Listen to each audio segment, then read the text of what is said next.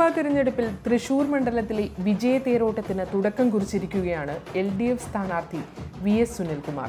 സ്ഥാനാർത്ഥി പ്രഖ്യാപനത്തിന് ശേഷം നിമിഷങ്ങൾക്കുള്ളിൽ തന്നെ നാടാകെ സുനിൽകുമാറിന്റെ പ്രചാരണം ഏറ്റെടുത്തു.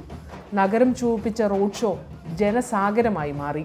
റോഡിനിരുവശത്തും സ്ത്രീകൾ ഉൾപ്പെടെയുള്ള ജനക്കൂട്ടം കൈയുയർത്തി സുനിൽകുമാറിന് പിന്തുണയർപ്പിച്ചു. ജാതിമത രാഷ്ട്രീയ ഭേദമന്യേയുള്ളവർ റോഡ് ഷോയ്ക്ക് കുടുംബമായി എത്തിയത് എതിർ സ്ഥാനാർത്ഥികളുടെ ക്യാമ്പുകളെ അസ്വസ്ഥമാക്കിയിട്ടുണ്ട്.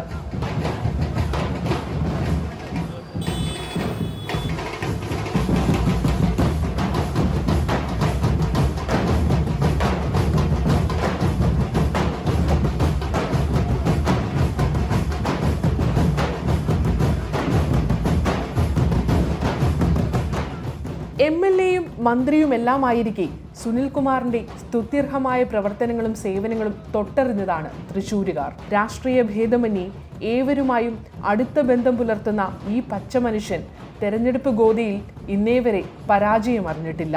3 മണ്ഡലങ്ങളിൽ നിന്ന് 3 തവണ MLA.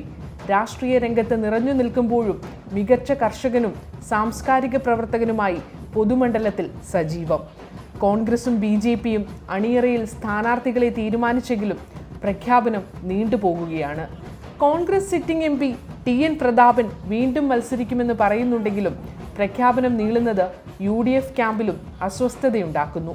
BJP-ക്കായി നടൻ സുരേഷ് ഗോപിയെയാണ് നേതൃത്വം നിശ്ചയിച്ചതെങ്കിലും പ്രഖ്യാപിക്കാൻ തയ്യാറായിട്ടില്ല.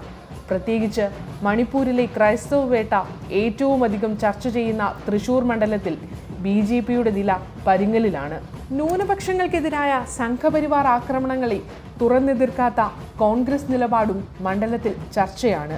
വർഗീയതയെയും വികസന മുരടിപ്പിനെയും ഒരേപോലെ നേരിടാൻ സുനിൽകുമാറിനാകുമെന്ന വിശ്വാസം തൃശൂരിനുണ്ട്.